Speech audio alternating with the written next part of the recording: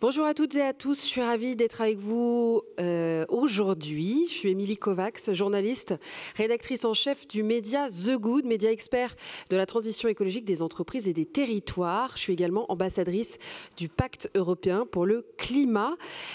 Le constat est clair, nous sommes à un moment décisif face aux crises climatiques et environnementales. La transition n'est plus une option, c'est une nécessité. Pourtant, entre ambition affichée et réalité de terrain, une question demeure. La transition aura-t-elle vraiment lieu ? Aujourd'hui, nous avons réuni des experts, des acteurs engagés, des penseurs, des faiseurs pour explorer ensemble les leviers d'action, les résistances, mais aussi les perspectives d'un avenir soutenable. Alors, comment accélérer le changement ? Quels obstacles devons-nous encore surmonter ? Et surtout, comment transformer les engagements en résultats concrets? C'est ce dont nous allons débattre tout de suite. À mes côtés, Marie-Claire Daveux, Chief Impact Officer chez Kering. Bonjour. À côté d'elle, il y a Jean-Baptiste Fressoz, chercheur au CNRS. Bonjour. À côté de lui, il y a Sabine Attier, qui est associée chez Bain & Compagnie. Bonjour également. Thomas Young, qui est en charge de l'opérationnel excellence et l'innovation et procurement chez Equance. Bonjour. Et enfin, Véronique Andrieux, directrice générale de WWF France. Alors, commençons par un état des lieux. Sommes-nous à la hauteur? C'est une question que je vais adresser à Véronique Andrieux, justement. Malgré les engagements internationaux, nous sommes loin des objectifs climatiques. Selon vous, quelles sont les principales résistances qui freinent la transition écologique aujourd'hui ?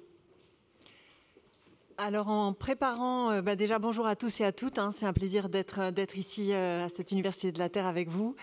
Et en préparant cette session, je dois dire que le titre de la session m'avait un peu interpellée. La transition aura-t-elle lieu ? Pour nous, la transition, elle est complètement en marche déjà. Elle est largement amorcée. Elle est complètement, elle se fait complètement en ce moment. Alors évidemment, pas assez vite, pas assez loin. Le niveau d'ambition n'est absolument pas le bon. On n'est pas aligné avec ce que dit la science. On n'est pas aligné dans les accords de Paris.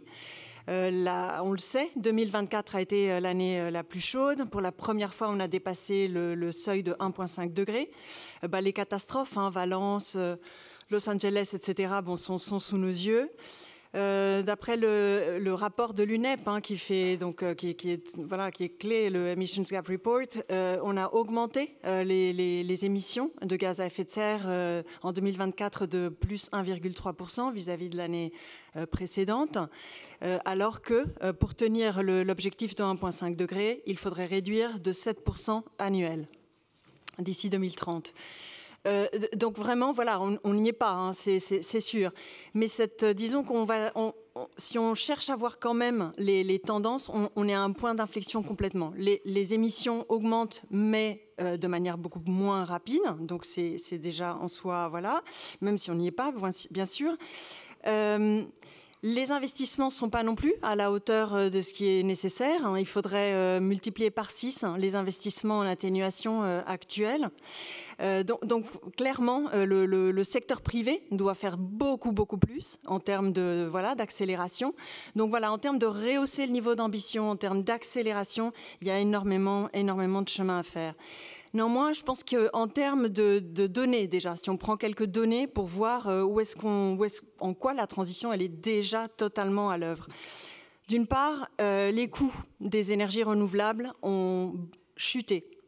C'est moins 90% par exemple pour le photovoltaïque, moins 70% pour l'éolien, moins 90% pour les batteries. Donc vraiment, la logique économique qui sous-tend la transition, elle est de notre côté. Si on prend aussi les capacités en matière d'électricité, les capacités additionnelles installées l'année dernière ont été à 90% en énergie renouvelable. Donc c'est une électrification largement décarbonée qui est à l'œuvre. Si on prend les investissements, il y a eu plus 60% en 10 ans d'investissements dans les énergies renouvelables. Et aujourd'hui, les investissements en renouvelables sont le double de ceux dans tout ce qui est énergie fossile. Si on regarde un peu en dehors de chez nous, on regarde du côté de la Chine, il se passe des choses aussi intéressantes en Inde, mais si on prend la Chine par exemple, d'après Bloomberg, la Chine pourrait commencer à baisser ses émissions de CO2 dès cette année. La part d'énergie renouvelable en Chine est passée en 10 ans de 15% à 26%. C'est massif. En termes d'augmentation de tout ce qui est électrification, justement décarbonée, véhicules électriques, renouvelables, nucléaires, enfin, c'est vraiment complètement à l'œuvre, avec une logique aussi de nouvelles civilisations et de nouveaux moments, en tout cas, nouvelles étapes dans leur modèle de développement. Au niveau de l'Union européenne, des engagements sont pris, les réductions ont eu lieu, il y a eu... Pas assez vite, c'est certain, moins 37% depuis 90 en termes d'émissions, avec donc des objectifs qui sont en ce moment en termes d'être négociés pour 2040 à moins 90%, avec un objectif donc de neutralité à 2050 et de moins 55% à 2030. Donc ça, c'est pour l'Union européenne.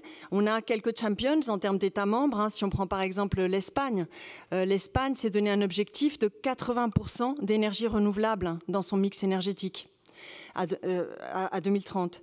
Et il veut aussi, l'Espagne, se positionner comme un hub dans tout ce qui est clean tech et donc d'innovation industrielle en matière par exemple, d'hydrogène vert. Donc il y a une vraie, disons, opportunité aussi à saisir par l'Union européenne, qui a déjà pris de l'avance grâce, par exemple, au Green Deal, au Fit for 55 et tous les différents packages. On pourra peut-être revenir aussi sur des questions comme la réglementation de déforestation ou la CSRD, mais il y a quand même tout un package qui a été avancé. Mais plus important encore, je pense, c'est la question en termes de compréhension du problème. Compréhension, par exemple, du coût de l'inaction.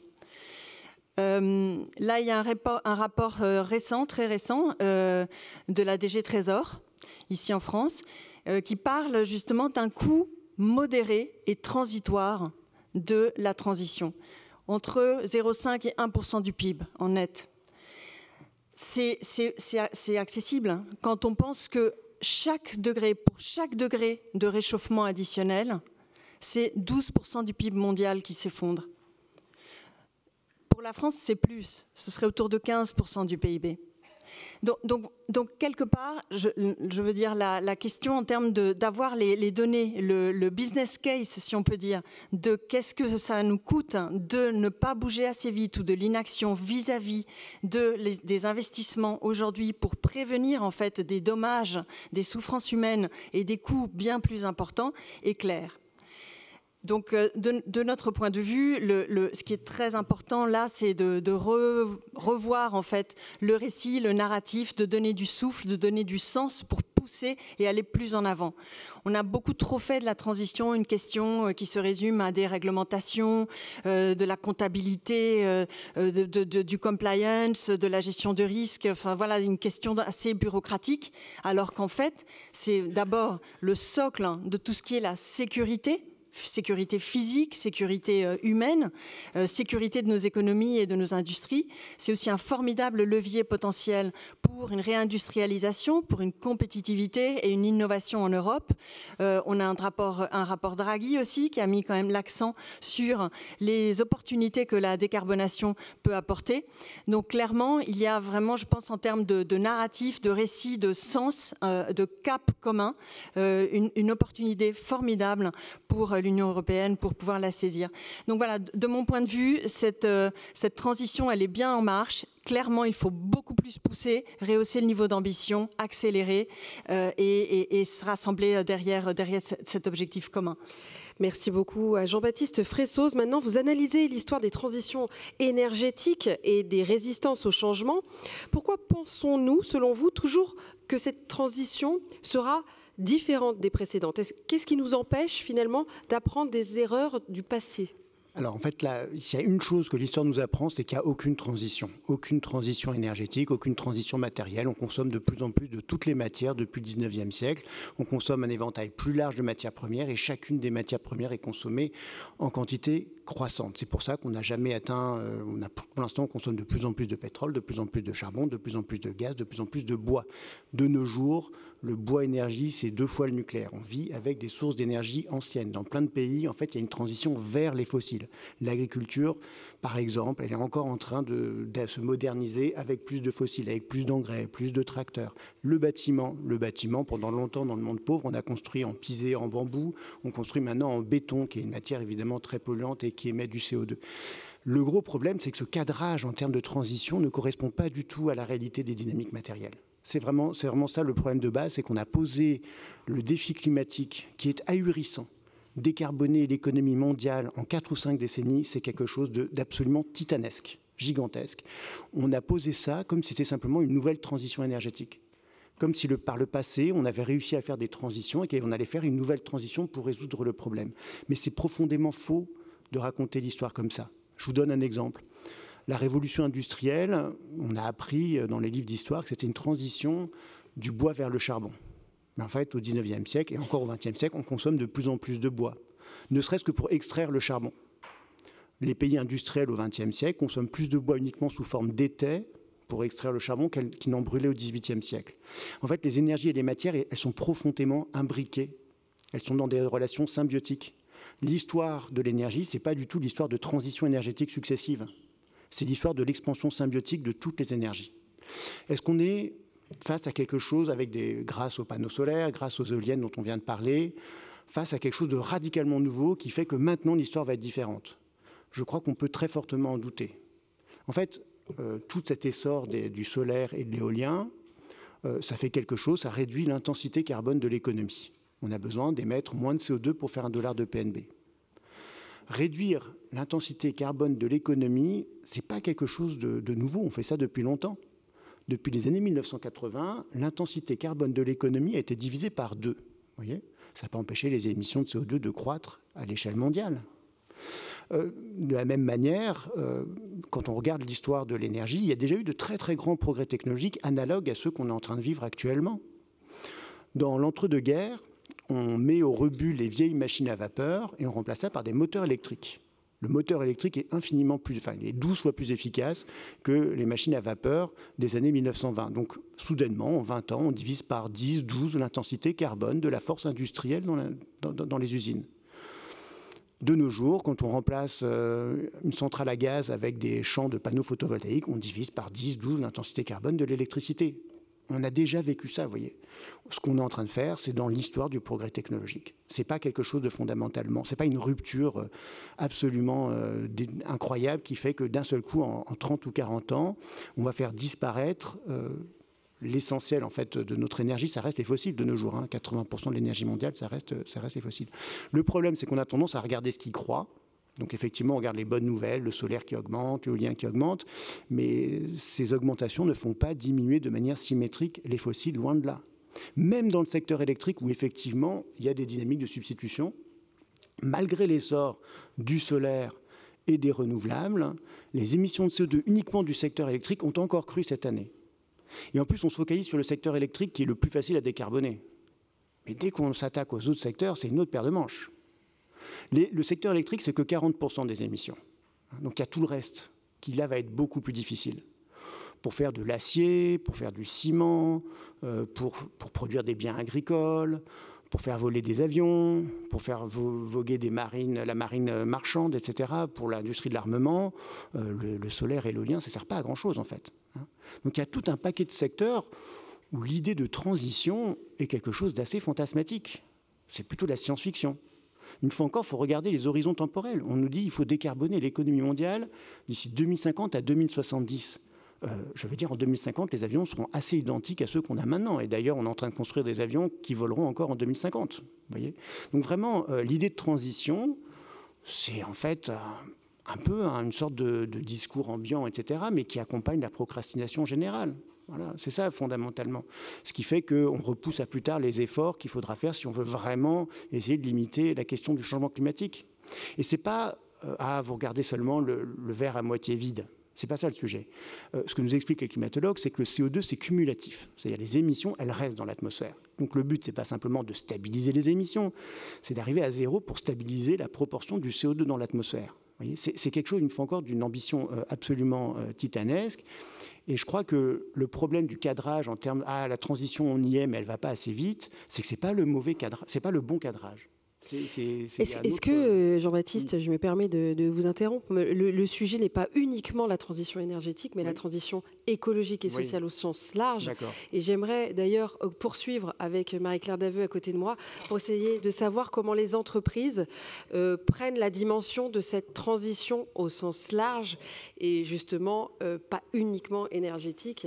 Comment est-ce qu'un groupe comme Kering incarne justement cette transition et prend en compte dans son propre modèle d'affaires, parce que là on n'est pas uniquement en train de parler de communication, donc comment Kering, groupe de luxe français, international, prend en compte, donc je le disais, dans son modèle d'affaires, ces enjeux climatiques? Tout d'abord, bonjour à toutes et à tous. Merci, Émilie, de me faire intervenir juste après Jean-Baptiste. Alors, moi, j'avais aussi... c'est marrant parce que le titre qui a été choisi interpelle. Et d'ailleurs, quand vous me posez la question, vous ne me posez pas simplement sur le climat, mais on parle sur l'environnement, on parle sur la biodiversité, etc., où tout est interconnecté.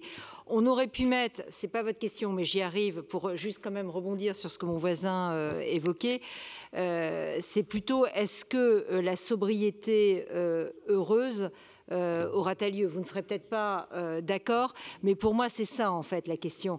Et donc, c'est aussi, et vous le comprenez en tant qu'entreprise, je mets, et c'est pas moi qui l'ai inventé, la notion de sobriété heureuse, mais c'est de se dire, et ça renvoie sur tous les sujets d'économie circulaire, etc., mais c'est de se dire, on peut, et je suis tout à fait d'accord avec vous, consommer moins de matières premières, et il faut qu'en valeur absolue, on émette les uns et les autres moins de carbone. D'ailleurs, que ça soit, on va raisonner en équivalent carbone, que ça soit du méthane, que ça soit du CO2, peu importe. Et la question est plutôt là-dessus, sachant que pour un secteur privé, évidemment, je ne peux pas vous dire une sobriété qui emmène à une décroissance, mais c'est une sobriété heureuse. Et c'est pour ça que pour moi, ça doit quand même continuer aussi le développement, la création d'emplois, etc. et d'arrêter d'opposer les deux.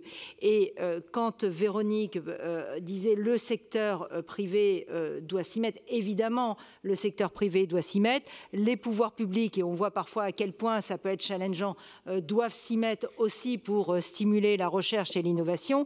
Et pardon, et là, moi, je me mets aussi dans cette catégorie. Nous, en tant que citoyens et en tant que consommateurs, on doit s'y mettre. Donc, si on veut une sobriété heureuse, c'est de la responsabilité de tout le monde, parce que sinon, on devient tous complètement schizophrènes. Donc évidemment, les entreprises du secteur privé, et notamment les grandes entreprises, elles ont un rôle majeur à jouer parce qu'elles ont la capacité financière, parce qu'elles sont globales, parce que leurs fournisseurs, etc. Mais chacun à son échelle, il doit avoir aussi conscience pour avoir ce discours et entraîner. Alors maintenant, je reviens quand même à votre question parce que sinon, c'est moi qui fais les questions. Mais je trouvais que c'était, et j'espère, Jean-Baptiste, que vous êtes d'accord sur ce concept de sobriété heureuse. Alors ensuite, quand on est une entreprise du luxe, et je ne vais pas faire le moment luxe à l'Université de la Terre, mais c'est quand même important de se dire que le luxe, par essence et par son ADN, a une dimension durable. On produit en fait en quantité qui sont limitées. Le produit par lui-même, dans son ADN, il est fait pour durer. Donc il y a vraiment cette notion de durabilité, mais au sens temporel du terme. Après, si on vient chez Kering, comment nous on absorbe et comment on perçoit ce concept sobriété, développement durable, etc. On a la chance, et encore une fois, ce n'est pas des mots, parce que je vous invite à aller regarder ce que l'on a disclosé depuis des années, avant que la CSRD soit mise en œuvre et que tous les challenges autour de la CSRD. On a eu la chance d'avoir, en fait, on est, pour ceux qui ne connaisseraient pas forcément dans le détail Kering, nous sommes du CAC 40, on est coté évidemment en bourse à Paris, mais on a un actionnaire majoritaire qui est la famille Pinault. Et derrière, il y a une notion qui est importante, qui est de dire tous ces sujets-là sont essentiels pour deux dimensions. Un, une dimension éthique, mais aussi une dimension business. Et c'est pour ça que dans le groupe, on a commencé à évoquer ces sujets il y a plus de 20 ans. Dimension business, pourquoi ? Parce que quand on voit, vous l'évoquiez, changement climatique, qui a un impact sur la biodiversité, donc sur les ressources naturelles. Et quand vous êtes dans le secteur du luxe, eh bien, la majeure partie en fait, de la matière première que l'on utilise, elle vient directement de la nature. Donc si quelque part, on n'apporte pas notre pierre à l'édifice, au-delà de la dimension éthique qui est évidemment essentielle, quelque part, ça impacte directement notre business et donc la possibilité de croissance. Prenons l'exemple à la fois de la matière première telle que le cachemire. C'est très concret ce que je vais vous dire, mais quand il y a avec le réchauffement, aujourd'hui, les chefs qui produisent le cachemire, eh bien, ils en produisent moins en termes de quantité, moins en termes de qualité, et donc résultat des courses, vos prix augmentent et vous avez un problème d'approvisionnement. Les tanneries, et on n'a pas encore trouvé, vous voyez, c'est pas d'aller sur Mercure ou de je ne sais où, c'est très concret. On tanne depuis plusieurs siècles, et bien les tanneries, elles ont besoin d'eau. Et quand il y a en fait des déficiences comme on peut avoir en fait du cycle de l'eau profond, eh bien ça peut atteindre directement votre business. Donc c'est pour ça que ce sujet chez Kering est au-delà de la dimension technique, innovation, etc. On l'a vraiment positionné en termes de gouvernance depuis le conseil d'administration jusque très concrètement dans les maisons, de telle sorte que ça soit positionné au cœur de la stratégie et qu'on soit le plus efficace possible. Je ne pensais pas, en fait, dans cette première question, aborder cet exemple concret, mais voyez, vous évoquiez, on réduit. C'est tout à fait vrai ce que vous dites sur l'intensité. L'intensité, en fait, nous, par le passé, on avait pris un engagement, en fait, de réduire de moins 40% par l'intensité nos émissions en fait de carbone. Et on s'était fixé cet objectif entre 2015, on s'est dit on va mettre 10 ans. On a été en capacité de l'atteindre 4 années en avance et on s'est aperçu, on avait beau réduire par produit, comme c'est un secteur en fait qui connaît une croissance, le luxe, on émettait en fait plus de gaz à effet de serre et donc pour la planète, on tombait exactement de ce que Jean-Baptiste évoquait. Donc on a pris en fait l'engagement de réduire d'un peu plus de moins 40% en valeur absolue le scope 1, le scope 2 et le scope 3. Et c'est là où vous attaquez dans le dur. Et donc, est-ce qu'on sera en capacité de le faire? En tous les cas, on a pris cet engagement il y a 2 ans, de le faire à échéance de 2035. L'année dernière, on a été en capacité de réduire de moins 15% entre 2024 et 2023 nos émissions de gaz à effet de serre en absolu. Mais là, on voit, et c'est ça qui est challengeant, il faut changer le modèle d'affaires. C'est-à-dire que ça ne peut pas se faire par des progrès incrémentaux. Et il faut vraiment changer le modèle d'affaires. Et même toute grande entreprise que vous êtes, ce n'est pas possible si vous n'entraînez pas toute votre chaîne d'approvisionnement, tous vos fournisseurs, etc. dans cette aventure. Et c'est là où après on peut revenir sur des exemples plus concrets, comment on met du nylon recyclé, du cachemire recyclé, etc. Mais pour changer le modèle d'affaires, c'est là où c'est extrêmement important que la gouvernance soit complètement impliquée et que l'on montre que la performance financière, parce qu'on est une entreprise, n'importe quel PDG qui est motivé, quand vous êtes coté en bourse, vous faites aussi, tout le monde fait attention à son cours de bourse. Hein. C'est un système qui marche de cette manière-là. Il faut montrer que la performance financière est complètement aussi couplée avec ce qu'on appelait avant la performance extra-financière. Je dois m'arrêter, Émilie, je m'arrête. Merci beaucoup Marie-Claire. Thomas, j'aimerais une réaction. On fera, si vous le voulez bien, les questions à la fin des échanges.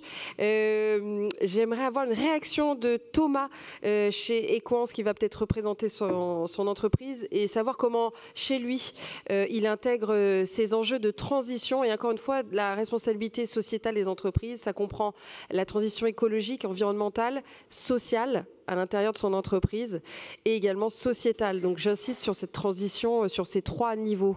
Merci. Merci. Bon, il faut que je commence par expliquer ce que nous faisons. Donc Equance est une société de 90 000 personnes spécialisée en génie climatique et génie électrique. Et une grosse partie de notre activité est liée à la transition environnementale, alors transition ou pas, mais en tout cas à ces métiers-là. Donc pour donner des exemples, on installe des champs solaires, on construit des gigafactories de batteries, là les 4 dans le nord de la France, pour produire des batteries pour les véhicules électriques. On installe des bornes de recharge pour les véhicules électriques, on remplace des chaudières gaz par des pompes à chaleur. Ça, c'est le type d'activité qu'on fait. Et donc, on accompagne cette transition, mais la plupart du temps, on répond à une question posée. C'est-à-dire, c'est un client qui a un besoin, il vient nous voir, il me dit j'ai besoin que tu mettes des bornes de recharge sur mon parking, est-ce que tu peux mettre des bornes de recharge? L'enjeu principal, comme on le disait, c'était de pousser et d'accélérer. Et ce qu'on a décidé de faire, c'est d'avoir une attitude, et on revient au changement de modèle d'affaires, c'est d'être beaucoup plus proactif vis-à-vis de nos clients habituels. Parce que quand on va dans une usine, en fait, on détecte des pistes d'économie. On est capable de dire, là, il y a de la chaleur fatale. Si je raccordais cette partie de l'usine à cette partie avec un échangeur au milieu, je pourrais couper la chaudière gaz parce qu'il y a un gisement de chaleur qui est disponible. Vous avez une toiture, on pourrait mettre du photovoltaïque. Et donc, on voit des choses qui sont possibles chez nos clients. Donc, l'enjeu qu'on a eu, c'est de dire, il faut qu'on soit beaucoup plus pushy parce qu'on est technique, on connaît nos métiers, on sait ce qu'il est possible de faire. Et qu'on ne se contente pas de répondre à des besoins de nos clients, mais qu'on soit capable d'organiser finalement une force commerciale pour pouvoir aller présenter d'abord des études à nos clients, mais aussi venir avec des solutions concrètes qu'on est capable de mettre en œuvre. Donc c'est la raison pour laquelle on a en fait récupéré un certain nombre de sachants qu'on a mis ensemble pour avoir une force commerciale et d'études qui puisse être de manière beaucoup plus proactive, aller voir nos clients et leur dire vous pouvez faire des choses, il y a des choses qu'on peut faire chez vous, on peut vous accompagner. Il y a certes un certain nombre de solutions pour lesquelles le modèle économique n'est pas évident et il y a des entreprises qui allouent des budgets pour se décarboner parce qu'ils ont pris des engagements comme nous où on se fait certifier SBTI et on dit en 2030 je m'engage à réduire mes consommations de 42% et puis j'y alloue des moyens. Donc il y a des entreprises qui sont dans cette démarche-là. Mais quand on parle d'une PME qui se dit j'aimerais bien faire quelque chose parce que je me sens concerné, mais par quoi commencer, qu'est-ce qui est le plus rentable, il faut avoir des sachants qui sont capables de faire un bilan global et de dire tu peux commencer par cette action-là, 2 ans après on pourra faire celle-là et de construire des trajectoires. Donc le sujet de transformation, c'est bien en tant qu'entreprise de dire si je veux être un acteur et accélérer, il faut que je fasse partie de cet écosystème-là et que je sois moi-même acteur pour que les choses arrivent. La deuxième difficulté qu'on rencontre, on l'a évoqué précédemment, c'est qu'on s'engage nous-mêmes à faire des réductions de l'empreinte carbone. Dans notre cas de figure, la grosse majorité de notre empreinte carbone, c'est ce qu'on achète.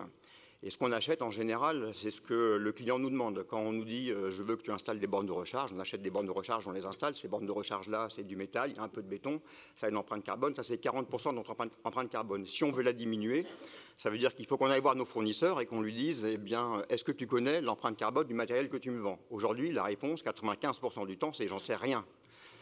Donc, il faut déjà savoir quelle est l'empreinte carbone de ce qu'on consomme. Est-ce qu'on a des alternatives? Et après, mettre une pression progressive sur nos fournisseurs pour dire j'ai besoin de la donnée, j'ai besoin qu'ils me proposent des alternatives, de manière à ce que nous-mêmes, quand on va voir nos clients, on puisse leur proposer des alternatives en me disant, l'exemple simple dans le bâtiment, tu veux un bâtiment en béton, si je t'en fais un en bois, il aura une empreinte carbone qui est plus faible, ça a d'autres contraintes. Et donc tout l'enjeu pour les entreprises, c'est d'avoir des données qui n'existent pas, et d'être capable de manière très proactive d'influer sur l'écosystème, fournisseurs, clients, en interne, pour changer les comportements et apporter des alternatives qui, aujourd'hui, bien souvent, n'existent pas beaucoup. Merci beaucoup. Sabine Attier, vous conseillez de grandes entreprises au sein de Bain & Company. Diriez-vous que la pression des consommateurs et des investisseurs est un vrai levier pour accélérer la transition? Alors, je pense qu'il faut remettre un peu le débat en perspective, si vous voulez bien. Je pense qu'on est tous là autour de la table parce qu'on a envie que la transition climatique ou la transformation climatique ait lieu en tant que citoyen. Maintenant, la question, c'est comment on la fait aller plus vite, puisque je ne redirai pas ce que tu disais tout à l'heure, Véronique. Clairement, on n'est pas à la maille de ce qui doit se passer. Et finalement, et je parle sous ton contrôle, Jean-Baptiste, les transformations ou les grandes révolutions, telles qu'on les a vues dans l'histoire, elles n'ont jamais été linéaires. Et nous, l'observation qu'on porte aujourd'hui sur le marché, là où en sont les différentes entreprises, c'est que on est un peu dans une période de ralentissement, voire de retrait. Juste 2 chiffres hyper simples. Sur toutes les entreprises qui avaient pris des engagements SBTI, donc de réduction de leur empreinte carbone, il y en a 36% qui aujourd'hui disent qu'elles sont en retard sur la réduction de leur scope 1 et 2, donc celles sur lesquelles elles ont un impact ou une prise directe, et plus de 50% sont en retard sur la réduction de leur scope 3 parce que c'est par construction beaucoup plus complexe. Je ne redis pas ce que Thomas vient de dire. Est-ce que c'est une fatalité? Non. Est-ce que c'est parce que les entreprises ne veulent pas avancer? J'ose espérer que non, et en tout cas les entreprises que nous accompagnons, quand elles viennent nous voir et qu'on travaille avec elles sur leur plan de transition énergétique et carbone, nous, ce qu'on voit, c'est que c'est porteur de sens, ça mobilise les gens, ça leur donne envie d'avancer. Mais à la fin, en fait, c'est juste compliqué. Et c'est là que je fais le lien avec la partie consommateur et investisseur. Pourquoi? La transformation climatique à laquelle on doit faire face, elle est porteuse, ou en tout cas, elle nécessite énormément d'investissements, on le disait très très bien tout à l'heure. Et ils sont massifs. Ces investissements, ils ont besoin d'être amortis.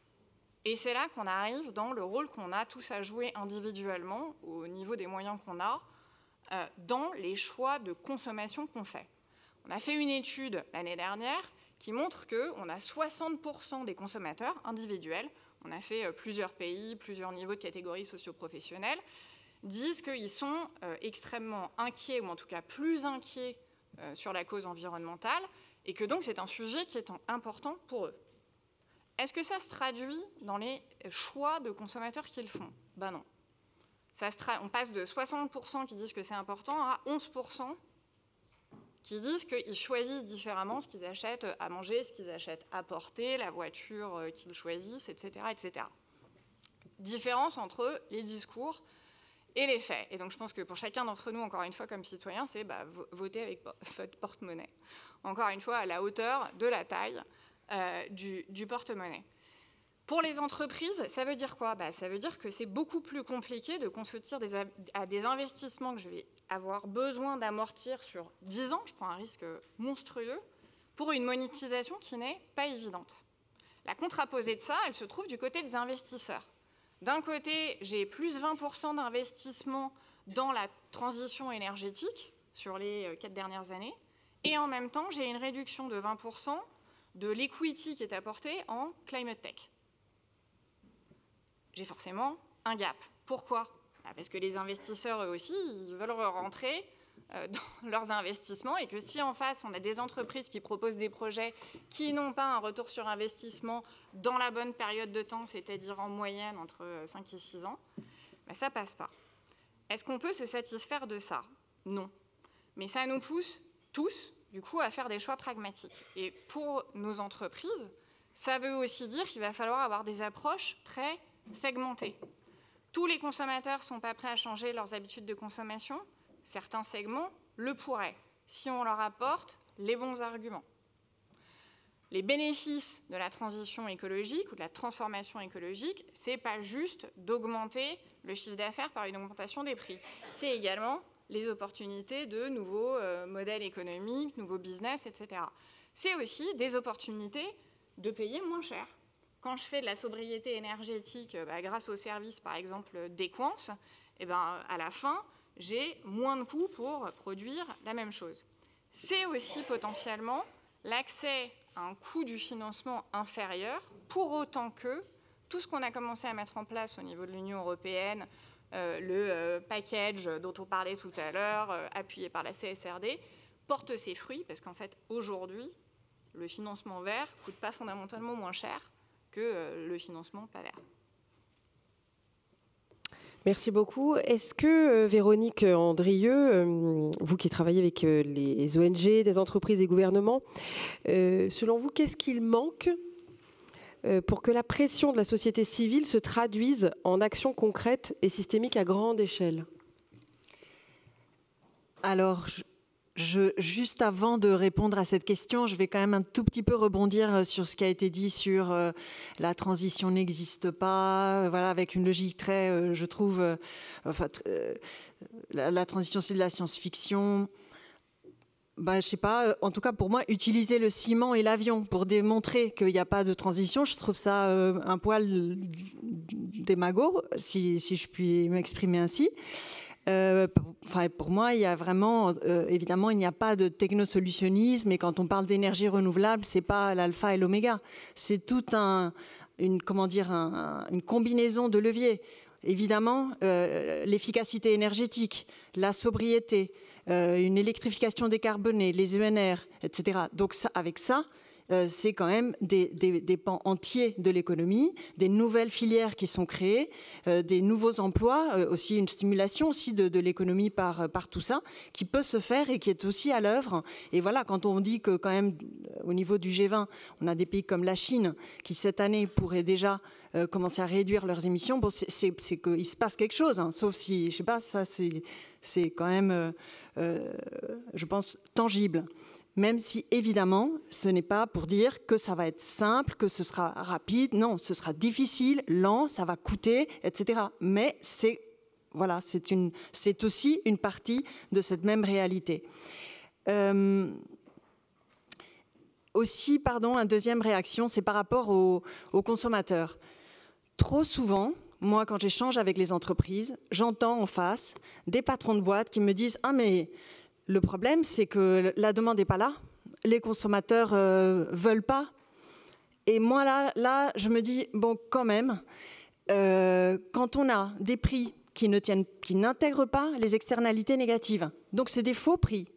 C'est des faux prix, c'est pas vrai. Économiquement, c'est un leurre. Parce qu'au final, ça nous coûte sociétalement beaucoup plus cher en termes de santé publique, en termes de santé des sols, de pollution de l'air, etc. Donc déjà, il y a ça. Donc ça, c'est mal fait.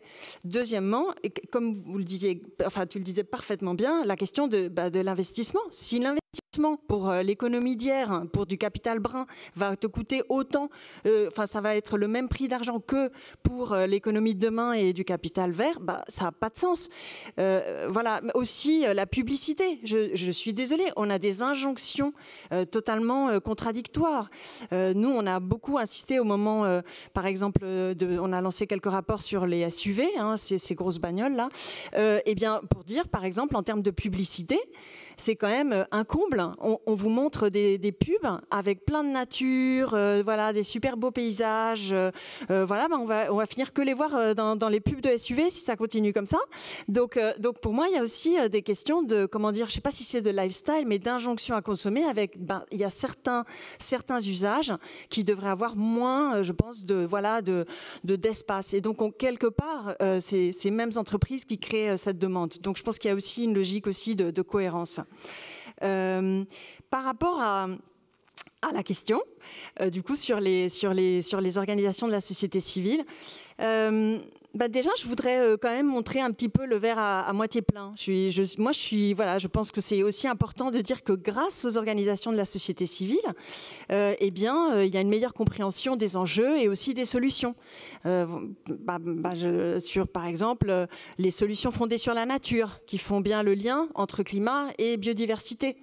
Aujourd'hui, pour beaucoup de gens encore, et malheureusement, on a encore beaucoup de pédagogie, beaucoup de travail à faire, hein, je parle pour le WWF, pour faire comprendre qu'en fait, on ne peut pas parler de climat ou de stratégie nationale bas carbone, etc., sans parler de forêt. C'est nos puits de carbone. On a perdu la moitié de nos puits de carbone en 10 ans en France. Donc c'est extrêmement important de comprendre que voilà qu'une gestion durable des forêts, une adaptation de nos forêts, etc. est clé pour que ça puisse boucler en termes de climat. Donc par exemple, ça c'est une contribution. Certaines réglementations que nous avons obtenues grâce beaucoup à la pression et à la mobilisation de la société civile. Et avec la société civile, c'est vous, hein, c'est les gens. C'est vraiment l'intérêt général. C'est des personnes qui s'informent, qui sont là, qui se mobilisent et qui signent des pétitions, qui viennent écouter, etc. Et ça, c'est super. Et ça a été le cas, par exemple, pour le règlement de déforestation ou pour la loi de restauration de la nature au niveau européen. Pour les COP, les COP, oui, combien de critiques on entend sur les COP, et moi je suis la première aussi, à parfois avoir un esprit quand même parfois un peu chagrin, franchement une COP à Dubaï, est-ce que c'est sérieux, etc. Bon, en même temps, aujourd'hui, si on prend les émissions avec les NDC existantes en trajectoire, on serait à 2,7 degrés. Et non pas à 4 degrés comme on était il y a 10 ans. Bon, il y a quand même beaucoup de pression. C'est beaucoup les ONG ou les OSC qui avons beaucoup œuvré pour que le fameux transition away des énergies fossiles, en 30 ans de négo, il n'y avait pas eu le mot énergie fossile dans les déclarations de COP. C'est quand même un comble. Donc, bon, c'est quand même des choses, voilà, juste pour dire qu'il y a quand même, et beaucoup aussi, de travail de terrain au plus près des communes, des populations, justement, pour restaurer la nature, pour sauver ce qui peut l'être, etc. Merci. Alors, non, oui, pardon, j'allais quand même dire... Véronique, c'est-à-dire que vous êtes nombreux, il faut que j'arrive à donner un petit peu la parole à tout le monde. Je me permets de poursuivre avec Jean-Baptiste, que j'aimerais entendre. Vous avez parlé de solutions technologiques. Est-ce que pour vous, la technologie, qui est souvent présentée comme la solution miracle à la crise climatique, l'est vraiment? Qu'est-ce que vous en pensez ? Alors, je vais juste revenir sur l'expression « transition away », qui effectivement a été la grande réussite de la 28e COP, si je me souviens bien. Il va falloir faire une transition en dehors des fossiles. Alors, l'idée, c'était d'avoir phasing out. On va arrêter les fossiles. Et pourquoi ça a été refusé? Une des raisons, c'est que l'envoyé chinois a dit « mais en fait, on aura besoin des fossiles pour... stabiliser notre réseau électrique quand on aura un réseau dominé par les renouvelables. » Et c'est vrai, par exemple, que l'envol en ce moment du solaire et de l'éolien en Chine, ça se fait en partie dans des grandes, ce qu'ils appellent des bases énergétiques, des grands ensembles de panneaux solaires et d'éoliennes dans l'ouest de la Chine, là où il n'y a pas beaucoup d'habitants. Le problème, c'est que le coût essentiel, c'est pas tant les panneaux solaires et les éoliennes qui coûtent très cher, c'est le réseau. Et l'électricité, elle est vendue 3000 km à l'est. Donc les gros investissements, en fait, c'est ce réseau qui permet d'aller vendre l'électricité là où il y a les bassins de population. Le résultat, c'est qu'on construit à la fois des grandes bases énergétiques renouvelables et on met à côté des centrales à charbon, parce qu'il y a du charbon de surface bon marché et ça permet de lisser les problèmes d'intermittence et d'optimiser, de rentabiliser tous les investissements qui sont faits dans le réseau. Donc je crois que pour moi, c'est pas une question de... Même des fois, on oppose capital fossile, capital vert, clean tech, brown tech. Je pense que c'est un peu des slogans, tout ça. Il faut regarder les choses posément, rationnellement, ce qui se passe concrètement en termes matériels et techniques. Il faut prendre en compte ces contraintes-là. Ce n'est pas des choses qu'on va faire disparaître comme ça du jour au lendemain. Et je crois que ça permettra d'avoir un débat de meilleure qualité sur ces questions. Voilà, moi, c'est vraiment ça. Et donc, sur les techniques, ça renvoie à ce que je viens de dire. Il y a des techniques qui, effectivement, permettent de ralentir la catastrophe. Et les panneaux solaires et les éoliennes en font indiscutablement partie, parce que ça réduit... en Chine, par exemple, on voit que, effectivement, les émissions vont, enfin, on l'espère, plafonner dans les années qui viennent. Bon, donc ça, c'est grâce au solaire, c'est pas grâce à la sobriété, hein, clairement pas. Donc, voilà, là, il faut faire preuve de discernement technologique. Il y a effectivement des solutions, une fois encore, dans d'autres secteurs, et c'est pas simplement l'aviation. C'est pour ça que je ne pense pas que ce soit démago de dire qu'il y a plein de secteurs où c'est très difficile de décarboner. Ce n'est pas du tout que l'aviation, c'est plein de secteurs très importants.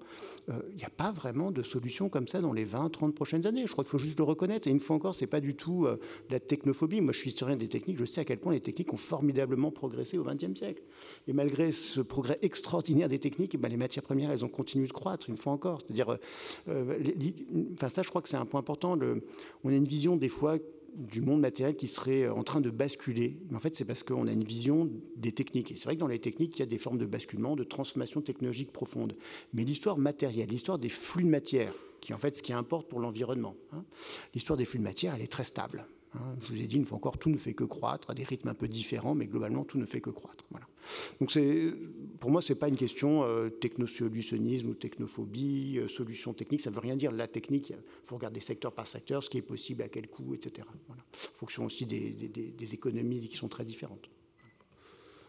Merci beaucoup. Thomas, j'aimerais vous entendre, parce que dans votre secteur, l'innovation technologique est essentielle. Alors, jusqu'où peut-elle nous emmener dans la transition écologique et à quel moment faut-il accepter que la sobriété soit la seule vraie solution ? Alors, comme on le disait, il n'y a pas une solution. Ce qui est sûr, c'est que quand on essaye de faire quelque chose, la première action, c'est toujours la sobriété, parce que ça, c'est un avantage, c'est que c'est un héroïque et immédiat. Il n'y a pas d'investissement et le gain, il est rapide. Alors, il faut de temps en temps accepter de mettre un pull, mais l'inconfort est limité. Plus sérieusement, on a aussi besoin d'innovation pour accélérer la sobriété. Pour prendre quelques exemples concrets, si je suis une collectivité locale, j'arrose mes pelouses.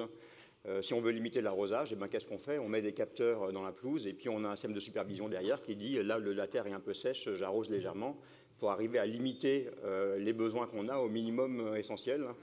la même façon, dans un bâtiment comme ça, on a un système de régulation de la température qui fonctionne bien, avec des gestions techniques du bâtiment, mais on est encore capable d'améliorer davantage en mettant un petit peu d'intelligence, en faisant des prévisions météo, en jouant sur l'inertie thermique du bâtiment. Et donc tout ça, ce sont des innovations digitales qui nous permettent de pousser un cran plus loin l'efficacité énergétique. Donc, tout ça pour dire que sobriété et innovation vont souvent de pair également. Deuxième sujet, avant d'aborder le sujet de l'innovation, c'est qu'aujourd'hui, on n'a pas besoin d'innover. Il y a tout un catalogue de solutions hyper éprouvées qui fonctionnent. Pour prendre un exemple, une des énergies renouvelables les plus abondantes en France et dans le monde, mais si on regarde la France, et qui a l'avantage de ne pas être du tout intermittente, c'est la géothermie. On est capable d'avoir de la chaleur géothermique absolument partout. S'il y a une nappe aquifère, en utilisant de l'eau. S'il n'y a pas de nappe aquifère, on fait des sondes. Pareil, sur un bâtiment qui va durer 30 ans, le temps de retour sur investissement de la géothermie, où il peut y avoir un investissement qui est un peu plus important, il est amorti, on consomme quasiment plus d'émissions carbone. Et le deuxième gros intérêt de la géothermie, c'est que ça permet de faire du stockage intersaisonnier. Et donc, on est capable de stocker du froid dans le sous-sol pour pouvoir climatiser un bâtiment sans consommer aucune énergie, juste en utilisant du free cooling, en utilisant la fraîcheur du sol, puisqu'à 100 mètres de profondeur, le sol, il est en moyenne à 12 degrés, ici en France. Donc, les solutions, on les connaît. C'est très largement répandu aux Pays-Bas. Aux Pays-Bas, il y a 3000 installations de géothermie qui font du stockage intermittent, du stockage saisonnier. En France, il y en a 5. Enfin, je ne sais pas combien. Il y en a moins de 10, quoi, on va dire. Donc ça existe depuis 30 ans, c'est éprouvé. J'ai une chaudière gaz à la maison, je mets une pompe à chaleur, je consomme de l'électricité, mais j'ai un facteur d'efficience de 3, c'est décarboné. Et donc, je ne vais pas les lister toutes, mais il y a tout un catalogue de solutions qui sont éprouvées, qui fonctionnent, qu'il suffit de mettre en œuvre. Donc nous, notre première mission, c'est d'abord celle-là. Ensuite, il y a malgré tout un pan de l'activité, et en particulier dans l'industrie, qui est très difficile à décarboner. Pourquoi ? C'est parce que l'industrie, elle consomme de la chaleur. Alors, il y a une grosse partie de la chaleur dans l'industrie qui est en dessous de 120 degrés. Ça, on sait décarboner, on a plein de solutions.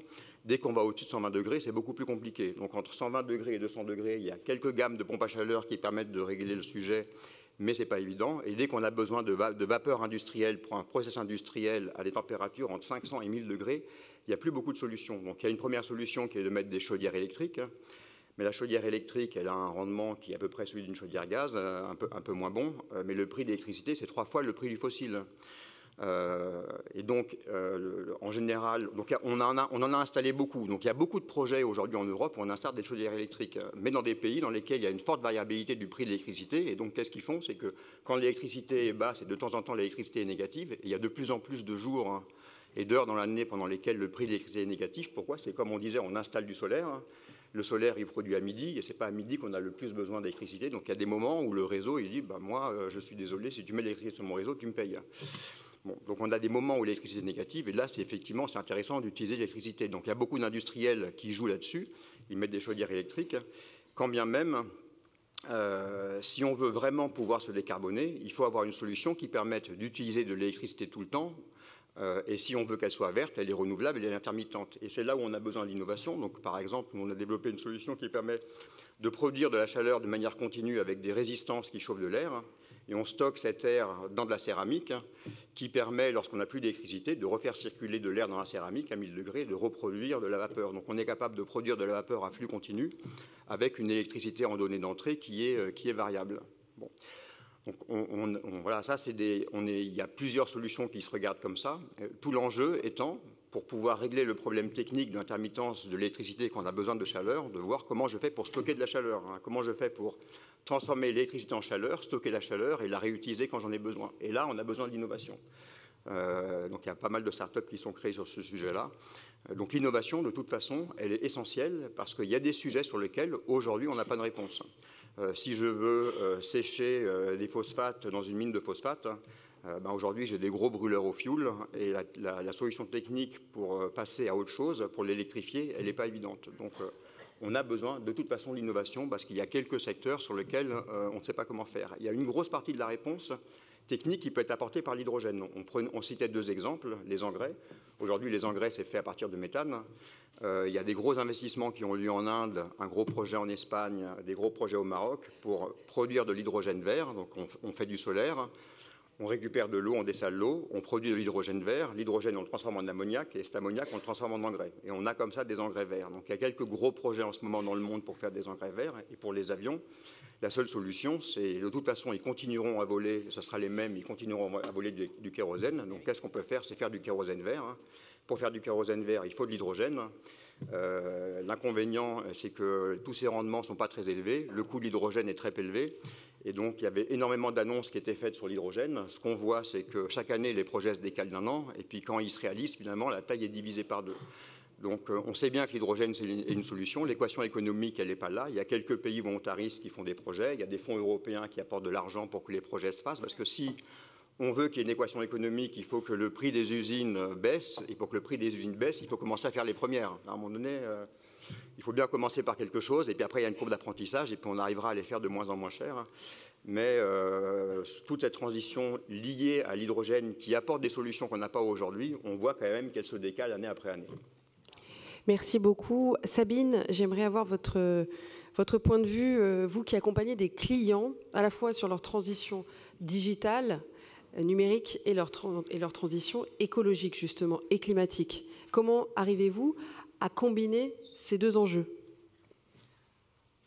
La réponse n'est pas évidente, en fait. On en parlait tout à l'heure. Pendant quelques années, on a présenté typiquement le digital et le numérique comme une des solutions miracles pour la sobriété énergétique au sens large. Et il y a clairement de la valeur ajoutée, des solutions qui viennent de là. Et pour autant, avec le développement et le boom de notamment l'intelligence artificielle générative, ce qu'on voit, c'est un impact majeur sur la consommation énergétique pour alimenter les data centers, etc. Et aujourd'hui, en fonction des scénarios qu'on prend sur la construction des futurs data centers, enfin la taille du parc de data centers qu'on va construire dans les prochaines années, on a ou pas, et c'est plutôt ou pas, suffisamment de capacité de production électrique pour les alimenter. Et c'est là, en fait, que se pose, enfin, où commencent à se poser beaucoup de questions.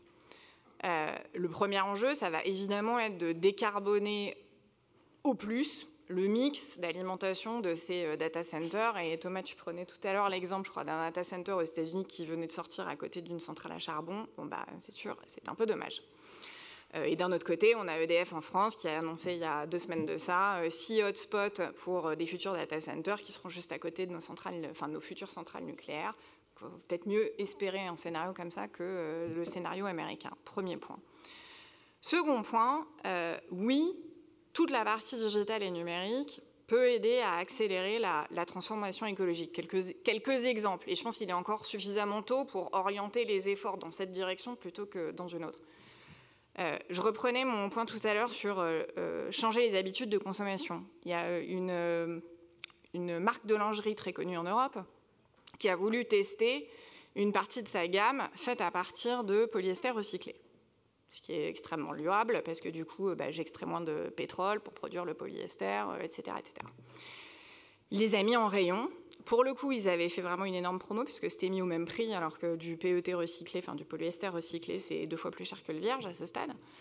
Et il n'y a pas eu de différence sur les volumes. Pourquoi ? Parce que les consommateurs ne savaient pas forcément en fait que côté gauche, c'était polyester vierge, donc pétrole, et côté droit, c'était polyester recyclé.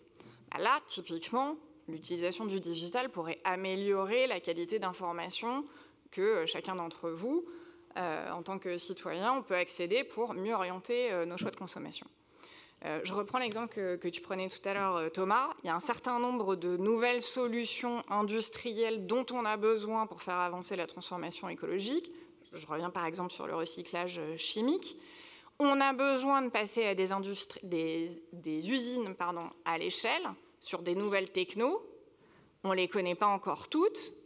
Et par exemple, des jumeaux industriels où la capacité en fait, à aller simuler de manière extrêmement fine le processus chimique qui est derrière, c'est des choses qui sont aujourd'hui possibles à la granularité qu'il faut grâce à l'intelligence artificielle, qui n'était pas possible avant et qui pourrait permettre d'accélérer en fait, la courbe d'apprentissage.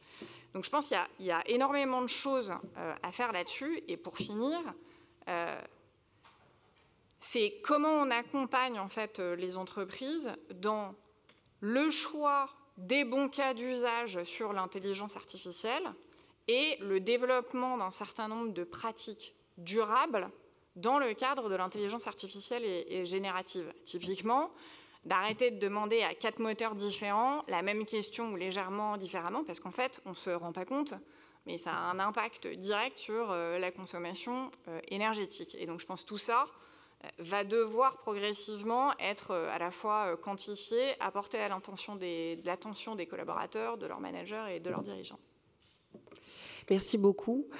Marie-Claire, les entreprises, selon vous, sont-elles les locomotives de la transition ?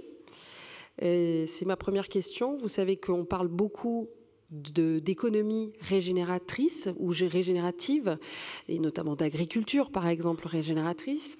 Et certaines entreprises se disent qu'il faut rendre à la nature ce qu'elle leur a donné. Est-ce que c'est le cas chez Kering ? Et que pensez-vous du rôle que jouent les entreprises d'une manière générale ? Je pense qu'on a déjà pas mal abordé cette question. C'est que les entreprises, et notamment les grandes entreprises, elles ont un rôle important pour entraîner tout leur écosystème. Et quand je parle d'écosystème, c'est notamment toute leur chaîne en fait de fournisseurs qui peut être en fait très très étendue. Quand vous prenez un groupe comme Kering, certes on achète en fait du tissu, mais ce tissu, il ne sort pas de nulle part, ça remonte jusqu'à l'exploitation agricole qui a produit d'un côté du cuir ou qui a produit en fait de la laine, etc. Et donc la responsabilité, c'est bien quand c'est possible et qui existe, et là on n'est pas du tout sur des technologies de pointe ou avec une innovation qui est complètement disruptive, c'est juste se mettre en place, et vous y venez là sur l'agriculture régénératrice, des pratiques agricoles qui permettent, le respect en fait des sols, qui donnent la capacité aux sols de se régénérer eux-mêmes, de garder en fait le sol vivant et de ne pas être dans de l'agriculture complètement intensive qui, à court terme, certes, augmente les rendements, mais qui, dans la durée, en fait, tue votre sol, et puis en plus, qui n'aide pas à capturer le carbone et donc à lutter contre le réchauffement climatique. Donc oui, elles ont la responsabilité de ce sens-là, et elles ont également la responsabilité vis-à-vis de l'aval et vis-à-vis de leurs clients. À la fois pour expliquer, mais aussi expliquer de manière extrêmement pédagogique, parce que l'exemple que vous donniez, où quand on dit on est, alors nous par exemple, on est SBTI 1,5, on est la seule entreprise de notre secteur à être SBTN, mais je pense que le consommateur ne comprend pas et n'a pas envie, en plus, quand vous êtes dans le luxe, de rentrer dans une explication technique, notamment sur le plan environnemental, pour rentrer complètement dans le détail. Donc, on revient à ce qu'évoquait Véronique, c'est vraiment la responsabilité de tout le monde. Certes, on ne peut pas demander aux clients et aux consommateurs de tout connaître sur tout, mais c'est aussi notre responsabilité de citoyens de s'informer et de faire le lien. C'est aussi la responsabilité, je sais que vous le faites, Émilie, des médias, d'être très pédagogique pour expliquer les choses. Tout le monde n'a pas besoin d'être au CNRS ou d'être ingénieur. On ne demande pas ça à nos consommateurs, mais au moins d'interconnecter et de dire, en fonction de ce que je consomme, en fonction de ce qui est produit, etc., de mettre les liens. Donc oui, évidemment, il y a à intervenir. Et c'est pour ça, quand vous dites le rôle des entreprises, c'est aussi, on pense tout de suite les grandes entreprises, mais les grandes entreprises, même si elles se transforment totalement leur modèle d'affaires, il faut être extrêmement clair, elles ne seront jamais suffisamment grandes, et il y a besoin de tout le réseau de PME, d'ETI, et qu'il faut emmener. Et c'est pas si simple que ça. Au-delà de l'innovation, il faut déjà aider à comprendre quel est mon impact environnemental. Quand vous êtes une entreprise où vous avez 200 100 salariés, voire moins de salariés, les entreprises aujourd'hui n'ont pas quelqu'un de dédié comme les grands groupes à la RSE et pardon, ils n'ont pas les moyens de se payer forcément les services de Ben ou équivalents. Donc c'est aussi le rôle en fait des grandes entreprises d'aider en fait tout ce tissu autour à dire déjà le premier truc, c'est le diagnostic. Il faut que je sache mon empreinte environnementale, elle est liée à quoi? Et aussi de me faire le lien, j'évoquais tout à l'heure la résilience de la supply chain, combien c'est important et combien de choses viennent de la nature. Et c'est quelquefois abstrait. Après, c'est important, c'est pour ça que nous, au niveau de Kering, on a créé 2 coalitions. L'une à l'occasion du G7 qui s'appelle en fait le Fashion Pact, qui est une coalition où vous avez des grandes entreprises, à la fois de la fast fashion, du luxe, du monde du sport. Mais au-delà de ce que ça nous apporte à nous, c'est de se dire que si on demande tous les mêmes critères, si on applique les mêmes méthodologies, c'est extrêmement important pour entraîner ce réseau de fournisseurs. Et un petit point sur la CSRD, parce que ça a été peu apporté, mais c'est crucial. La CSRD, et honnêtement, ça ne va pas changer grand-chose pour les grandes entreprises. Et pardon, c'est un peu technique après l'Omnibus 1 et l'Omnibus 2.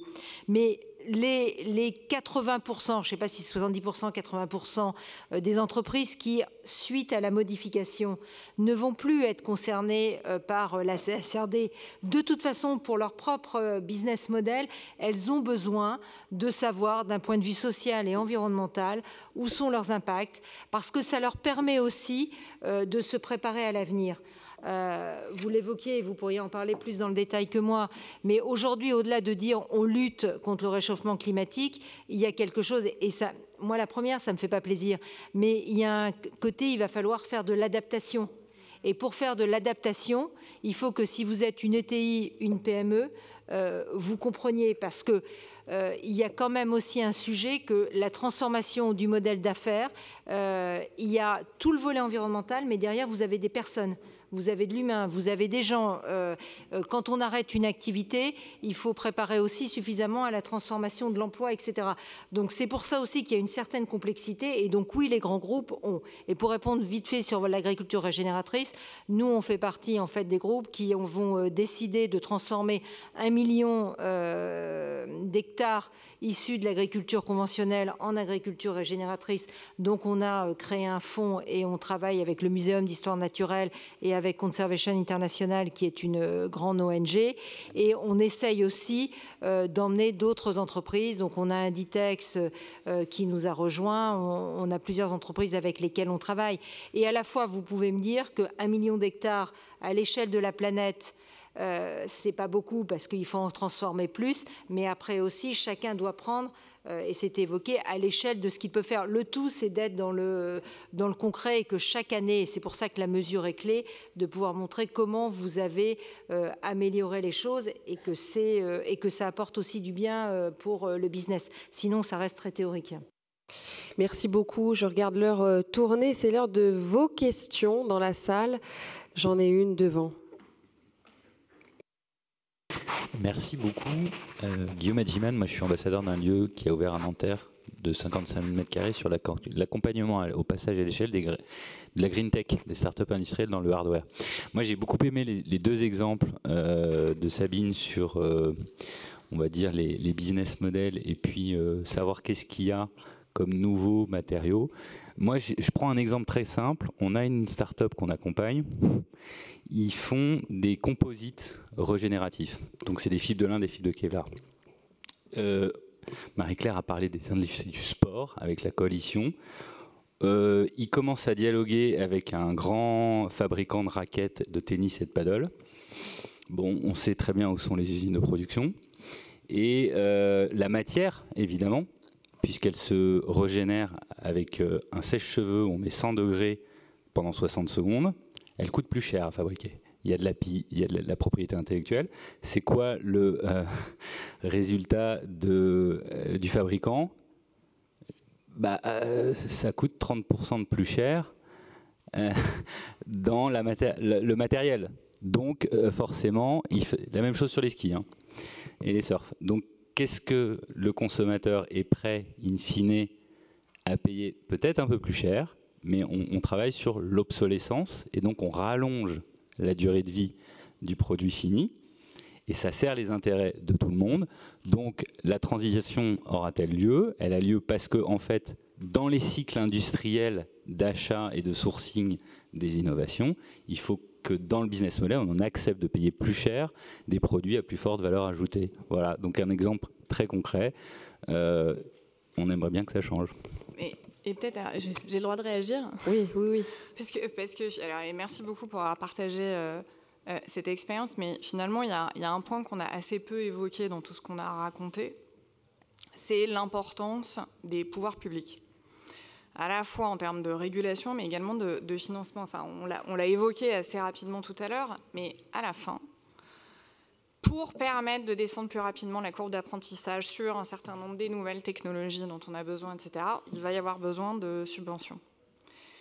Pour permettre, qu'on le veuille ou non, et il y aura besoin aussi à un moment donné de se poser des questions sur comment est-ce qu'on nivelle le niveau de la concurrence sur un certain nombre de produits qui seraient...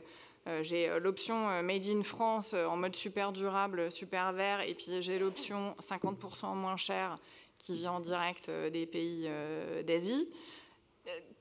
Comment est-ce qu'on fait pour réguler cette partie-là? Et encore une fois, je pose la question, elle est évidemment au top de l'actualité en ce moment, vu ce qui se passe de l'autre côté de l'Atlantique. Et je n'ai pas de réponse, parce que derrière, il y a le tissu industriel européen, il y a tous les emplois qui y sont attachés. Donc, voilà. Le dernier point que je voulais faire sur l'importance, en fait, du politique dans ce genre de débat, c'est ce que Véronique évoquait tout à l'heure, c'est qu'aujourd'hui, le prix est faux. Parce que le prix du produit qu'on paye n'intègre pas les externalités négatives. Il y a un certain nombre de premières actions qui avaient été prises pour aller dans ce sens-là. On a beaucoup parlé de la taxe carbone.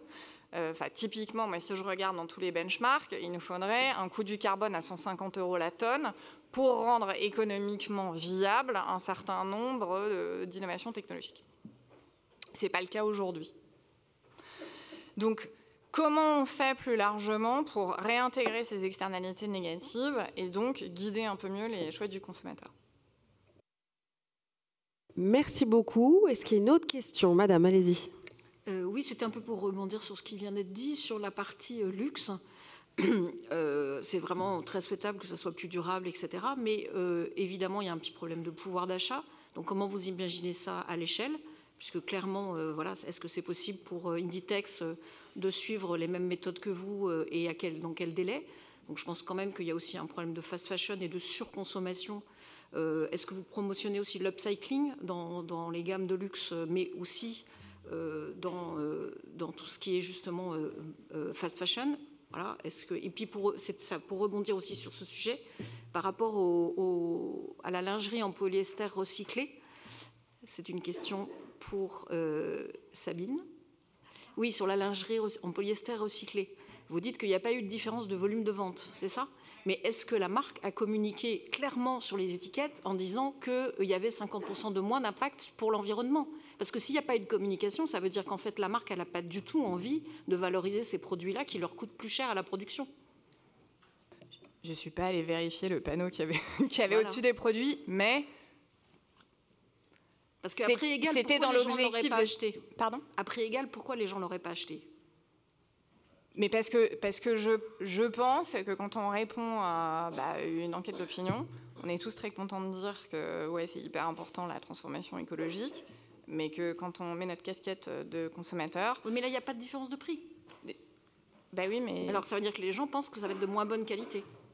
Sans doute. Ça serait intéressant d'essayer de comprendre. Et je pense que vous avez raison, il y a de ça aussi, parce qu'encore une fois, pourquoi se serait-il embêté à sortir toute une gamme de produits qui leur coûtent plus cher, sur lesquels ils prennent plus de risques, les mettre en magasin, si ce n'était pas pour essayer d'attirer plus de consommateurs?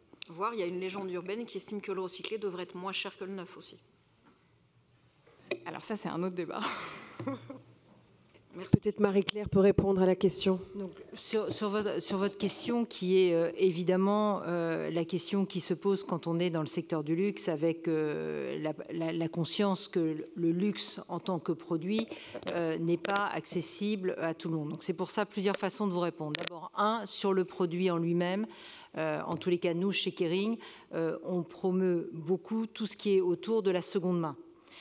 Seconde main, et c'est pour ça d'ailleurs qu'on a fait un investissement dans vestiaire collective, et avec cette double dimension, la double dimension qui est la dimension environnementale, parce que le produit donc dure, comme je le disais, en termes de temporalité, et également d'un point de vue social, parce que vous donnez la possibilité en fait à des personnes qui n'auraient pas les moyens d'acheter le produit de luxe, d'acheter ce produit qui a la qualité matière, ses méthodes de production, premier élément. Deuxième élément, évidemment, le upcycling, le recyclage, fait partie très opérationnellement de ce que l'on fait. Quand vous avez des produits de luxe, où vous avez une matière première qui est exceptionnelle, quand vous pensez en fait que ça soit entre guillemets les déchets qui peuvent devenir du découpage, du cuir ou bien tout ce qui est invendu, vous le démantelez, vous réutilisez la matière première.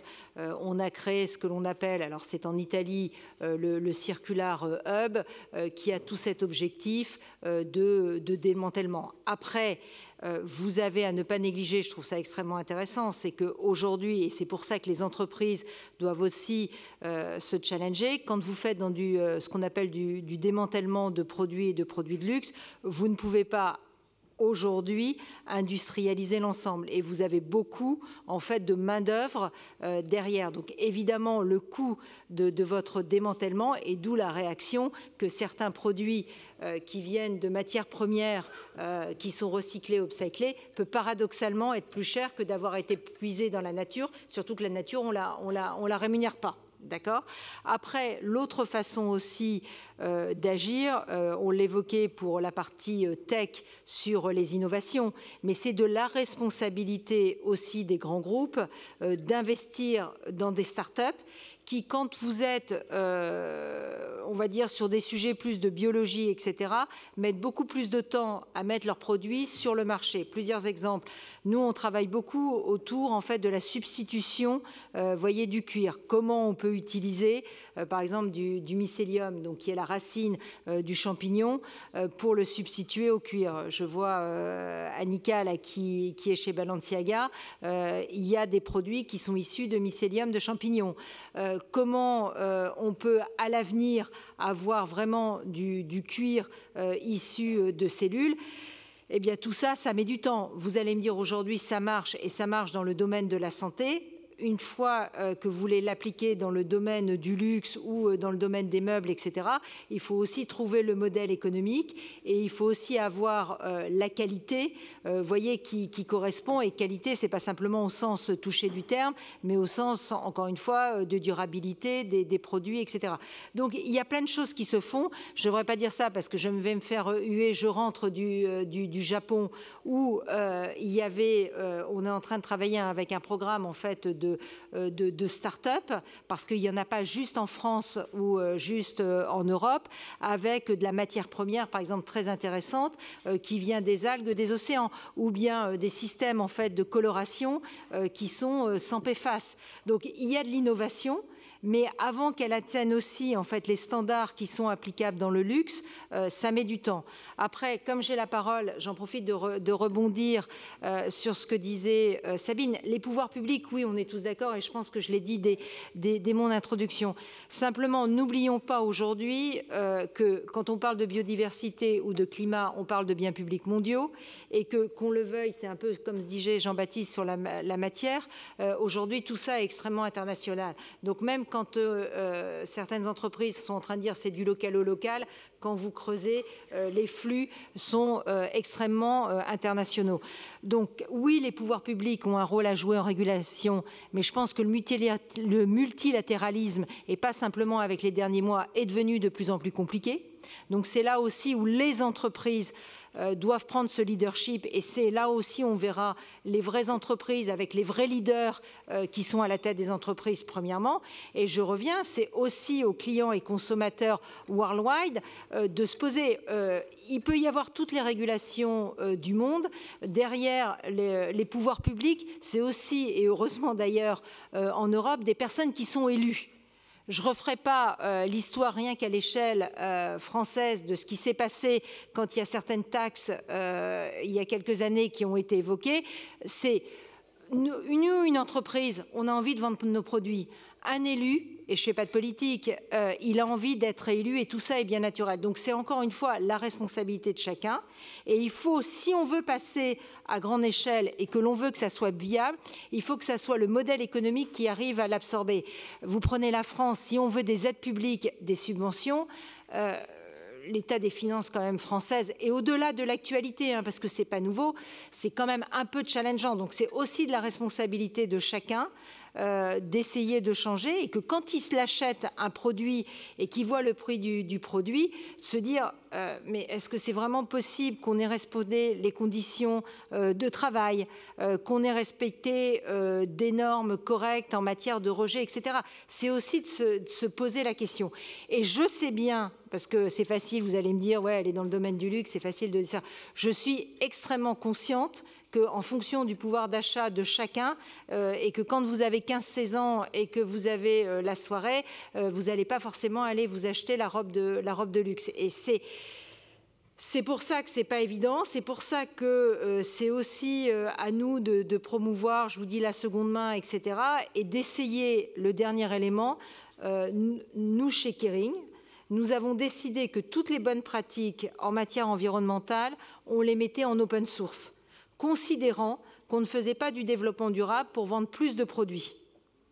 Et donc, ça permet aussi aux entreprises qui n'ont pas les moyens, comme je disais tout à l'heure, d'avoir quelqu'un pour faire les recherches, quelles sont les bonnes pratiques, d'appliquer en fait un certain nombre de règles, parce qu'on a développé ce qu'on appelle, bref, les Kering standards, etc. Et tout ça est mis en open source pour que les autres entreprises de taille intermédiaire ou plus modeste n'aient pas besoin de refaire le même exercice. Et donc c'est pour ça que tout est accessible. Et les innovations aussi, on les rend complètement accessibles aux nouvelles générations de designers pour qu'ils puissent s'en inspirer. Pardon, j'étais un peu longue, mais merci. Merci beaucoup, Marie-Claire. Est-ce que quelqu'un... Oui.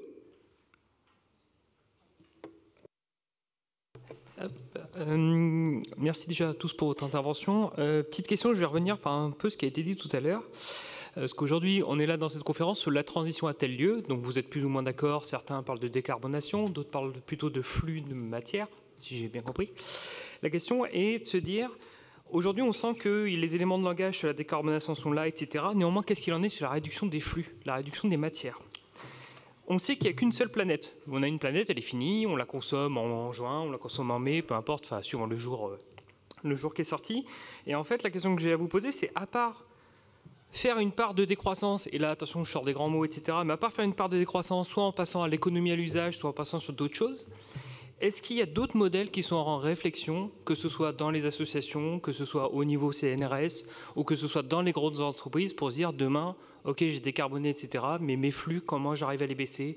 Comment j'arrive à faire qu'avec une seule terre, on arrive à continuer à pouvoir vendre, avoir des emplois, etc. Est-ce que des réflexions sont en cours dans vos entreprises ou pas sur ces sujets-là, au niveau des flux? Alors, sur l'aspect une seule terre, en fait, c'est une façon de présenter le problème qui est assez étrange. En gros, on a ces calculs-là de l'empreinte nombre de planètes qu'on consomme, en fait, c'est un calcul assez abstrait. C'est pour absorber toutes les émissions de CO2 qu'on émet, on aurait besoin de tant de surface forestière pour les absorber. Et en fait, la croissance de notre consommation de planète va très vite, ça augmente très fortement, principalement à cause de ce calcul. On transforme une question de pollution industrielle, en fait, en une question... en fait, assez classique pour l'environnementalisme, qui est de reconfigurer ça en termes de on n'a pas assez de surface, on est trop nombreux, qui était en fait la manière classique de poser les problèmes environnementaux depuis la fin du XVIIIe siècle et Thomas Malthus. Donc voilà, je voulais juste revenir là-dessus parce que ce n'est pas tant une question d'épuisement des ressources. Dans plein de domaines, en fait, il y a toutes les ressources qu'il nous faut. Ce n'est pas la question. C'est plutôt que quand on consomme ces ressources, ensuite, elles se transforment en ressources poubelles qui altèrent les écosystèmes et le climat. Donc voilà, je voulais juste préciser ça. Alors, sur les modèles différents, alors je ne sais pas, en gros, ce qui fait un peu autorité, c'est sur les questions de climat, c'est le groupe 3 du GIEC. Hein. Et c'est vrai que le groupe 3 du GIEC pendant très longtemps, on n'a absolument pas parlé de sobriété et encore moins de décroissance. Vous prenez même le dernier rapport de 2022, le mot décroissance est quasiment absent. Par contre, le mot hydrogène est présent une page sur deux, le mot transition est absolument omniprésent. Et surtout, ce qui est très fort, qui a très fortement monté en puissance, c'est la question de la captation du carbone, qui en fait, le nouveau, ça remplace un peu la transition de plus en plus en vérité dans les scénarios, puisqu'on n'arrive pas à la faire, maintenant on est obligé d'aller capter du carbone de l'atmosphère. Le problème, c'est que c'est un peu comme la transition, ça repose sur des technologies un peu hasardeuses, qui marchent à toute petite échelle avec des coûts énormes, mais dès qu'on veut... En fait, le problème du CO2, c'est que ça se compte en milliards de tonnes, et même en dizaines de milliards de tonnes. Donc pour capter du CO2, il faut des infrastructures absolument gigantesques. Pour capter le CO2 à la sortie des cheminées, on utilise des amines, et donc il faut énormément de ce produit chimique très polluant. Enfin, tout ça est extraordinairement coûteux et assez peu praticable. Donc le problème, c'est qu'il n'y a pas assez... Enfin, comment vous dire, la question de la décroissance, de la sobriété reste encore à des niveaux, ça n'a pas encore monté vraiment dans les arènes internationales. Même l'expertise économique est très faible là-dessus, en vérité. On manque, en fait, moi je crois, de travaux d'économistes qui nous disent c'est quoi le bien-être associé à telle émission de CO2. Ne rêvons pas, on n'aura pas décarboné l'économie mondiale en 2050. Ça, c'est clair. Alors, dans ces cas-là, où est-ce qu'on va émettre le CO2 ? Où est-ce que c'est vraiment utile ? Je reprends le cas du ciment, qui est un matériau très important et qui émet beaucoup de CO2, 7-8% des émissions mondiales par exemple. Le ciment, ça peut faire des choses très utiles. Un réseau d'adduction d'eau dans le monde pauvre, on va émettre le CO2, ça vaut carrément le coup, il n'y a pas à hésiter. Par contre, construire un nouveau gratte-ciel dans une ville d'un pays riche, non, ça n'augmente pas énormément le bien-être. Ça fait gagner plein d'argent à peu de gens, en vérité, mais ça ne fait pas augmenter fondamentalement le bien-être. Donc je crois qu'un autre problème aussi, c'est que du fait de cette idée de transition énergétique et qu'on allait entièrement décarboner l'économie, les questions d'équité et de répartition passent au second plan. En gros, si vous pensez que d'ici 2050, on aura entièrement décarboné l'économie, on peut imaginer cette économie croître comme ça ad vitam sans impacter le climat. Dans ce cas, les questions de répartition, on va les résoudre par la croissance, quoi. Si on se dit non, on n'aura pas décarboné l'économie et qu'on continuera d'impacter le climat, la question, une fois encore, c'est qui émet le CO2, pour faire quoi, dans quel pays, pour quelle classe sociale, etc. C'est des questions qui fâchent, parce que c'est des questions politiques, mais c'est des questions qu'il faut qu'on se pose, en fait. Et le problème, c'est que cette idée de transition énergétique nous a un peu, en tout cas parmi les scientifiques, empêché de poser ces questions de manière tout à fait simple et directe, quoi. Peut-être un complément de mon côté par rapport à votre question. Qui parle? Alors, je suis là. C'est Véronique. En gros, comme cette table s'appelle climat, on n'a pas beaucoup parlé matière, carbone, enfin, je veux dire, CO2, c'est un des gaz à effet de serre, et voilà. Donc c'est vraiment très réducteur comme lunette. Si on élargit un peu la focale et on prend les limites planétaires, sur les 9 limites, 6 sont déjà dépassées. Si on prend, pour nous, en tout cas au niveau ASSO, enfin en tout cas WWF, on insiste beaucoup sur la question de la hiérarchisation des usages des ressources naturelles. Si on prend par exemple la terre ou l'eau aujourd'hui, en France, 80% de ce qui est produit est destiné à l'alimentation du bétail, que ce soit pour exportation ou en France.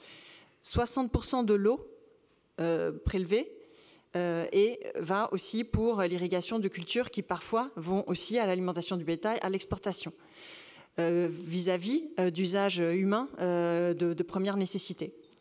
Donc clairement, pour nous, il y a comment dire, il faut remettre à plat la question des usages. Quand on pense, je ne sais pas moi, des canons pour fabriquer de la neige artificielle, enfin je veux dire, c'est sûr, hein, avec la fonte des glaciers, de plus en plus, bah oui, mais est-ce que c'est ça l'usage, hein, alors qu'il y a un stress hydrique plus important et qu'il y aura moins de précipitations dans certaines de ces régions. Donc voilà, c'est ce principe de hiérarchisation des usages des ressources naturelles qui nous semble intéressant comme une grille de lecture pour justement différencier ce qui peut être faire sens ou pas sens, pour mettre au-dessus les usages humains et bien sûr la question aussi des inégalités comme ça vient d'être dit. Merci. Merci beaucoup. Je crois qu'il y avait une question. Ouf, il y en a beaucoup. Je vais prendre un peu par là. Merci beaucoup.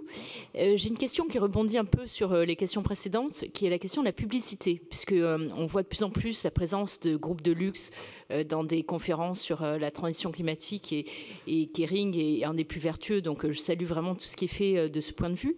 Mais la question de la publicité et du volume de consommation de manière plus générale est quand même un point qui mérite d'être posé. Je n'ai pas trouvé, j'ai feuilleté le rapport annuel, je n'ai pas réussi à le trouver. Je sais que c'est 11% pour LVMH et jusqu'à 30% pour L'Oréal. C'est un point qui est crucial, en fait, si on veut envisager de réduire les volumes de matière qui sont consommés, parce qu'on peut améliorer la technique, mais on ne résout pas le problème si on fait juste des améliorations incrémentales. Pardon.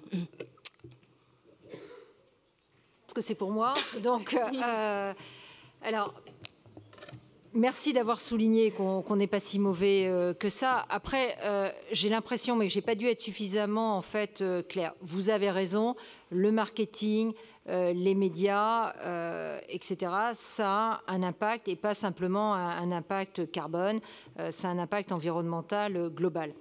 Nous, l'approche que l'on a prise, c'est vraiment de se dire, on n'a pas eu le temps d'en parler, mais on a développé, maintenant ça fait plus de 10 ans, ce que l'on appelle un compte de résultats pour l'environnement. Comme je vois que vous avez bien regardé les rapports annuels, etc., vous avez vu que pour nous, c'est une façon de mesurer notre empreinte environnementale sur l'ensemble de nos activités et donc évidemment médias compris, pas simplement sur l'équivalent carbone, mais sur les NOx, les SOx, les COV, sur la consommation, les rejets d'eau, et puis sur ce que l'on appelle en fait le land use, qui est la biodiversité, même si on n'a pas encore réussi à mettre en place, vous voyez vraiment l'impact entre les espèces ordinaires et les espèces endémiques. Après, notre façon, et moi en tous les cas, c'est cette façon-là que je passe, je regarde les marques aux marques ou à nos différents CEO, vous avez quelque part un quota, alors c'est très développé sur le carbone, mais vous avez un quota environnemental. En fonction de votre modèle d'affaires, si vous allez émettre plus de carbone à un endroit, si vous allez consommer plus d'eau à un autre endroit, eh bien, dans votre modèle d'affaires, dans votre modèle business, il faut que vous le réduisiez ailleurs. Et donc, ça me semble, et ça j'en suis profondément convaincue, la meilleure façon, en fait, d'emmener les troupes et d'avoir des résultats efficaces tout en laissant la liberté. Et en même temps, vous voyez, quand je vous dis, on a décidé de réduire de plus de moins 40% pour être avec le SBTI, sur le scope 1, scope 2, scope 3. Chaque ensuite maison doit me présenter un plan d'action où ils réduisent année par année leurs équivalents carbone. Certaines maisons, elles vont en fait taper dur dans la partie média, d'autres parce que leur modèle d'affaires, et je pense notamment quand vous êtes dans le parfum ou dans certains produits, ben c'est un produit qui demande plus de marketing que d'autres, elles vont le faire là, mais du coup à ce moment-là, elles vont devoir réduire soit leurs émissions sur l'aspect logistique et augmenter encore plus que ce qu'elles ne font sur le transport par la mer, sur le transport ferroviaire, de telle sorte que, en valeur absolue, à la fin de l'année, elles aient réduit leur carbone ou elles aient réduit leur consommation d'eau. Et ça, je pense que c'est aussi responsabilisant parce que sinon, et un des freins à mon avis aussi pour entraîner tout le monde, c'est que si c'est qu'une succession de contraintes, en fait, le management, pour moi, il doit se faire dans nos maisons par du management, par le résultat. On n'a pas à faire, vous voyez, ce ne sont pas des enfants, ce sont des managers, ce sont des businessmen. Ils doivent le manager comme du financier. Chaque année, vous avez de la performance financière à obtenir. Vous êtes, comme on dit en franglais, incentivé dans vos bonus, dans ceci, cela, si vous avez cette performance financière. Il faut faire pareil pour la performance environnementale. Donc, à la fin, vous devez avoir réduit d'autant vos consommations. Et oui, quand monsieur évoquait tout à l'heure qu'il y a des domaines où c'est un peu plus innovant, le marketing et la communication, hormis de dire, parce que maintenant, et je vois, il y a plein de monde qui est sur son iPhone ou son smartphone, là, on est en train de tous de consommer. Tout le monde regarde des petites vidéos et aujourd'hui, d'un point de vue, en fait, nouvelle technologie, soit vous avez des vidéos de qualité dégradée, soit on vous dit de faire plus court. Mais peut-être que dans les années qui viennent, on va être aussi en rupture, entre guillemets, pour savoir faire aussi du marketing qui est le moins important. Mais on a tous nos contradictions. Merci. Merci beaucoup. C'est déjà la fin de notre session. Merci à tous les intervenants pour leur témoignage. Je tiens à Juste préciser qu'il y a une séance de dédicace du livre de Jean-Baptiste Fressoz, son livre au stand de librairie. Voilà.